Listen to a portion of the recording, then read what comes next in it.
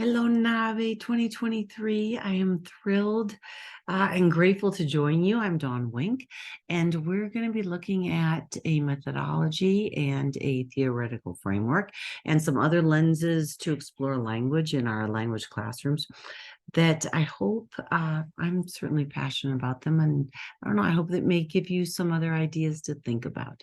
So I'm going to go ahead and share my screen. That sentence we all know oh so well during this time. All righty, here we go. Lovely. So let's go ahead and dive in. So the title of what we'll be exploring together is Decolonizing Multilingual Educational Research Through Wildness, Beauty, Imagination, Lilyology, and Scholarly Personal Narrative. And these, if I had to think about some ideas and some words that really make me I don't know, feel passionate about language. These are some of them.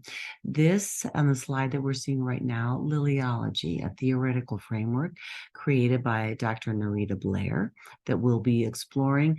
And this was when I was reading about this framework, and I needed to make meaning for myself about, okay, these ideas and what did this mean? And so I grabbed from right here my watercolors, and I just started painting, and that's what came from it. So as we're thinking about decolonizing research, I hope perhaps we'll also consider ways of research, ways of expression that are beyond the words. I won't say beyond, inclusive of and beyond. Just the words on the page that traditionally has composed research. Let's take a couple of moments and just get grounded. We all have lives rich in other obligations, in many things and people who need tending.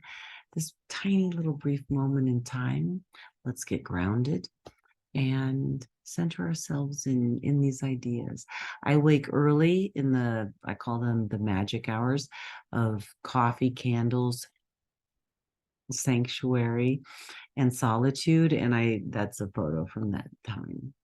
So during our time together, we're going to look at wildness, beauty, and imagination of language, something that I am some of my most recent research is exploring, and I'm really excited about, and decolonizing multilingual education through scholarly personal narrative and Lilyology. Wildness, beauty, and imagination of language. I love this. The most important lección we have relearned during this time of emergence, based on what the Chilean biólogo Francisco Varela has called the loopiness of the thing, the connectedness of cells, of human beings, of life. Rather than understand teaching and learning, and especially language learning, simply as boxes of inputs and outputs, we have focused on visualizing an emergent network that has no beginning and no end. Rather than thinking of languages as human language and school language, we have insisted upon the loopiness, the interconnectedness, on the network that cannot separate one part of life from another, one named language from another. So as we ground ourselves in wildness, beauty, and imagination of language, these are the lenses that I understand this and what it means for us as multilingual teachers, as multilingual researchers. What does this mean? Wildness connotes deep connection and freedom. Terry Tempest Williams expresses wildness when fear is replaced by awe. We recognize wildness as creativity in the extreme. So think of us as researchers, as language, as language teachers, wildness in the extreme. engages wildness as extreme creativity, engaged awareness, and active participation. Languages reflect extreme creativity and timelessness. So that sense when you get lost in the flow, language learning occurs effectively within a sense of engagement, lack of self-awareness, and flow. The beauty of language. What does that mean? When we're talking about the beauty of languages through that lens. A deep and holistic philosophical framework is understood through an indigenous worldview and expressed in Dene, Navajo, Dene, as Hosho, meaning to live in peace, balance, beauty, and harmony.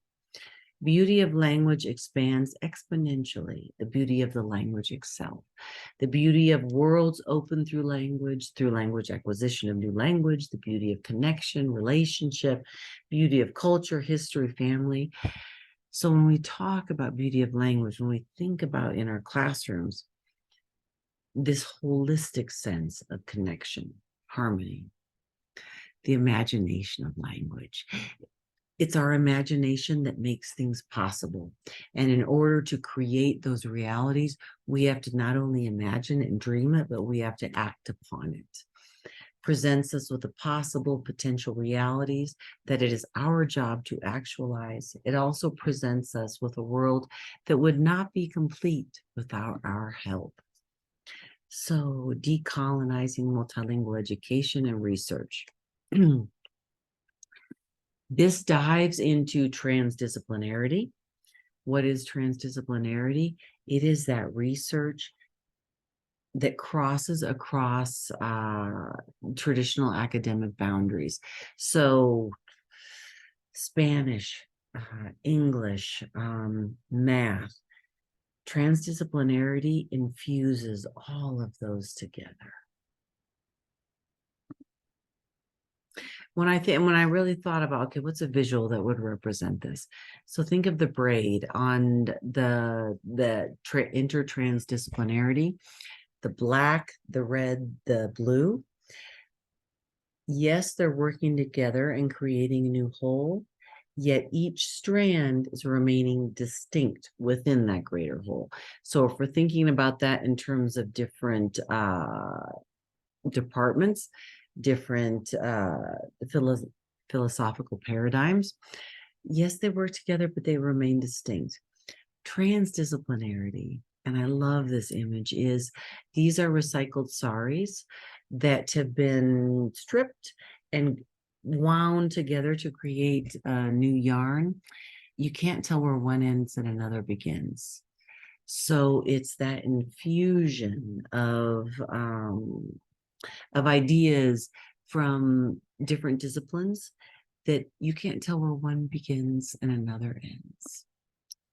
So the methodology, scholarly personal narrative, it falls under the overarching umbrella of narrative inquiry as understood by Cresswell. The narrative method begins with the experiences as expressed in lived and told stories of individuals. The epistemology of SPN is done well, when done well, combines scholarship, personal stories, and universalizable themes and insights in a seamless manner. I fell in love with this methodology because it brings together the creative and the rigorous, the creative and the scholarly in ways that I hadn't experienced before. And that I love, and that opens all kinds of new possibilities. There are specific steps within SPN. So pre-search, me-search, research, we-search. How do I get started? Me-search, what is my personal narrative? Research, what scholars and researchers inform my writing? And we-search, what are the implications for our field? And so I'm going to share some examples from my own research, but as I'm sharing these, I hope that you will think about your own, your own research, your own classroom. Pre-search, how do I get started? Is there some pivotal belief, ideal, or conviction I hold with such energy and passion that I am willing to take the time and make the effort to research and write about it in a sustained way? And this draws from Nash and Bradley. And for me, when I started to explore wildness, beauty, and imagination of language, I ended up exploring 25 plus years of personal journals, which are right there. Thinking about these ideas, writing about these ideas, and looking for themes. Research. What is my personal narrative? What exactly is the me in my writing? What is the unique you that you bring to your research? For me, it was to bridge academic writing and creative writing, and to explore language through the lenses of wildness, beauty, and imagination. So, what is that for you? What is your unique voice and your unique contribution to the world? What scholars and researchers have informed my writing? And this is the lit review. I mean, this is essentially the lit review. I was doing research. My bookshelves were a mess. And so one of our sons was home. We took everything down. He helped me. And we started to identify, okay, language, landscape, wildness, beauty, and imagination. But for you to think about, okay, how do I draw in the other researchers from this field? And what are the implications for my field of study? Okay, so I've learned all this. What does it mean for others? How can I identify and convey to my readers the implications for their own fields of study? So that's the methodology, scholarly personal narrative. The theoretical framework, Lilyology, created by Dr. Nerita Blair, an Indigenous Aboriginal scholar in Australia. She talks about a transformative framework and storytelling practice to decolonize critical ethical spaces for academic research. Lilyology embodies relatedness, connectedness, and a sense of belonging that embraces co-becoming with country. I fell in love with this theoretical framework before I even knew what it was, is when I heard the name and went on to learn. This theoretical framework embraces ecosystems, natural landscapes, and indigenous languages as vital, integral, and necessary elements for global sustainability. Lilyology is grounded in story. It is iterative rather than linear. The stories are told in a circular or spiral theme, with each thematic repetition or spiral adding a little. And I love this. She quotes Hikari's expression of storing, yes, a verb. Maintaining the knowledge did not mean finding the right story, but widening the possibilities of stories. This landed so deeply because I was going to say many years, a number of decades, with knowing of, here she is, Dr. Tove Skutnam-Kangas and her ideas of the water lily representing mother tongues, and that the central root of the mother tongue, the strength of that central root was, which all of the other flowers, languages were dependent upon. So the strength of the root of the primary language of the mother tongue was what all of the additional flowers, the additional languages, drew nourishment from. And if we cut that, so for example, a primary language Spanish speaker who comes to school in kindergarten and rather than receiving instruction in Spanish is forced to learn in English, we're cutting that root. We're cutting that nourishment that will strengthen all languages. So I had that. So I already had that love for many, many years. Here's dearest Tove. I think that was, we were at a conference. I can't remember which city. And she had knitted me some author socks because I was writing and all of that. And these were socks that she knitted for each of my 3 kids when they were born. Lilyology, which brings us to Lilyology, Dr. Nerita Blair. So when I heard about this, I thought, I don't know what it is, but I must understand. Lilyology really explores research within academia, within the school systems, and that historically a multiplicity of voices, indigenous voices, were not allowed in. So this brick wall represents Western academia. And we can see with the different bricks are different boundaries of, separate boundaries. So there was math, there was science, there were the social sciences, but they remain distinct. And she looked at the water lily, and as the flowers of represent storying of many different stories, many different voices, and how each of those petals represented a different story and a different voice. And the sweet potato there in the middle represents nourishment. Nourishment represents spirit knowings to sustain, energize, and nourish for growth. And one of the things that I love that she talks about is the spider web and how the spider web connects all. And so we have the brick wall, Western academics. We have the water lilies representing storying. We have the sweet potato. The spider web overlays all and connects it. So it's not about knocking down the brick wall.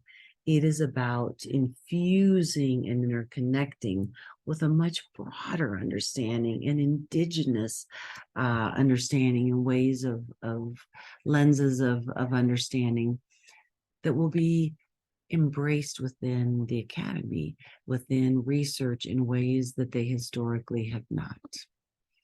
And here is Dr. Blair. She came. I live in Santa Fe, New Mexico. She came and visited. And this is a photo of the water lily that inspired this whole framework of hers. I talk more about these ideas. I published a piece, Lenses of Lilies, in Landscape. And so if these ideas are something you'd like to understand or explore more, check that out. So from there, I wrote 5 scholarly personal narratives, and that goes into publication. And so when we're thinking about scholarly personal narrative and where do we go from here and how do we infuse, how do we decolonize academically research in ways that gets out to a broader researcher. So I wrote 5 scholarly personal narratives, 4 of which have been accepted for publication now and are off, in the world. And with this whole idea of stories as seed bombs. So seed bombs are what you throw into terrain or earth where things have not been able to grow. It was inaccessible, but you pack clay and seeds and earth together and you throw them in these areas and growth can occur where before it wasn't possible. So I think of scholarly personal narratives as you're writing, you're tossing these out into the world in the hope that they will take root and grow. And so the whole idea is, what does this mean for you? What does this mean for your research? What does this mean for your teaching, for your students? And I welcome further questions and conversations. There's my email, donnadonnelly.com, and to talk about these ideas. I have found them truly transformative within language teaching. Okay, I am going to go ahead and stop sharing so that I can say thank you very much for choosing to spend this time together, and I welcome further conversation.